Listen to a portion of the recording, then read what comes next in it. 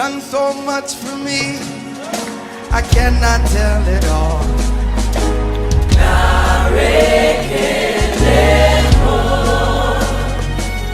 If I had 10,000 tongues, it still wouldn't be enough. Praise God. My name is Faith, and today I would like to share with you from a sermon that has really touched my heart.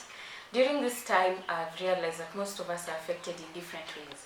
So today I would like us to talk about the spiritual attack that has been attacking us in different ways, and the symptoms that we have and the ways we can set ourselves free. So today we are going to talk about spiritual attack, and we'll be reading from 2 Corinthians chapter 2, verse 11. Let me read from verse 10. But no one whom you forgive anything, I forgive also. For indeed, what I have forgiven, if I have forgiven anything, I did it for your sakes in the presence of Jesus, so that no advantage will be taken of us by Satan, for we are not ignorant of his schemes. So this is a series of events coordinated by the demonic realm in order to abort promises, shipwreck the faith of believers, oppress a believer, and steal out our destiny.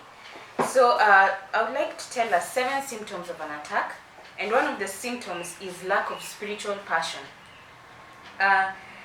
This talks about the enemy comes to steal your persistence from the things of God. Let me say, like currently when we have joined in the online church, most of us were devoted to coming to church every Sunday. But it has been a headache, or it tends to be hard for people to join in for the live session. I don't know what is happening, because maybe you think that you're just lazy, but the devil might be attacking you in different ways that you don't know. Here are some of the signs of the spiritual attack in a person. Lack of spiritual passion in a person. 1, your prayer life is stalled. If we read Mark, you can read from Mark chapter 14, verse 38. There you'll get some what happens when your spiritual life is stalled. And also your prayer life is tested. This time you see like you're praying and things are not being answered. Don't give up on prayer. Continue prayer, persistent in prayer.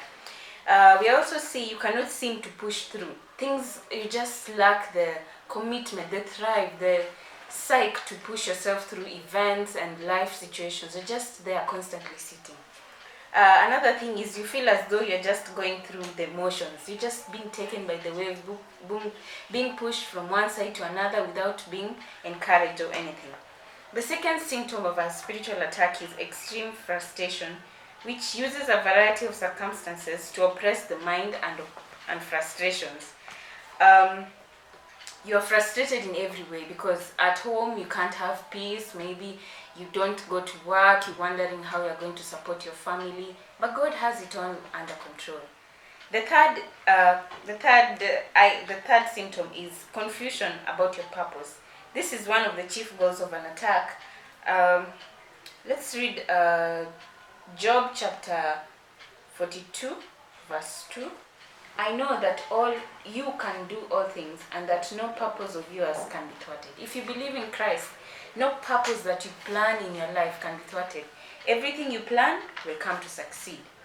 The fourth symptom of an attack is the enemy, lack of peace in your life. You can read Philippians chapter 4, verse 7, because the peace of God that comes with us, is greater than the human understanding. So we can also, the enemy bombards the mind with various thoughts and ongoing temptations in order to rob you of your peace. And the mind becomes irritated and exhausted, and you also suffer from mental fatigue. Sometimes you see people committing suicide because of depression. Depression is not necessarily caused by the external environment, but it can be also something spiritual that affects you, that causes you to fall into depression.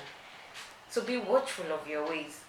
Another thing, the fifth symptom is unusual sluggishness. You're just lazy, you're slow, you don't like doing things, a lack of energy, and often a result of an extended attack, because you don't have the drive to get out of that current situation which you are in. So you're like, let me just survive, it will just go away eventually. You can read Proverbs chapter 6 and 6:10, which says, A little sleep, a little slumber. So it talks about how sluggishness comes into you and you just accept it and you move on with life. The second last item is the strong urge to quit assignments.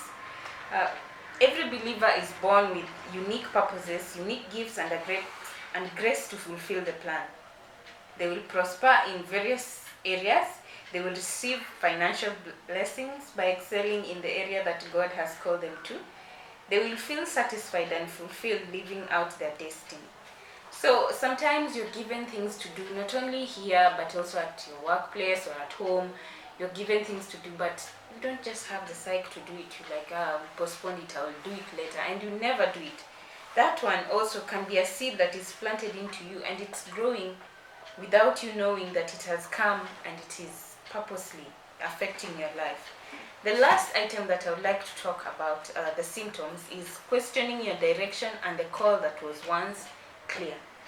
In various ways, the devil starts to give us reasons to give up on everything that God has called us to do. He releases confusion, shame, intimidation, and a variety of vile schemes to create a cloud of uncertainty. Get a believer off the pathway of their destiny.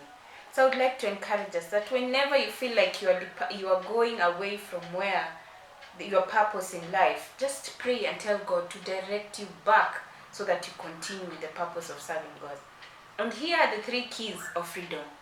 And one of the things that I have learned that freedom comes from service. If we read Galatians chapter 5 verse 13, for you are called to freedom, brethren. Only do not turn your freedom into an opportunity for the flesh, but through love serve one another.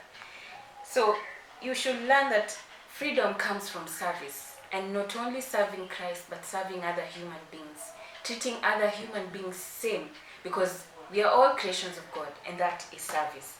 So the first key of freedom is to begin to rise. If you read Hebrews 11 verse 6, and without faith it is impossible to please him, for he who comes to God must believe that he is, and that he is a rewarder for those who seek him.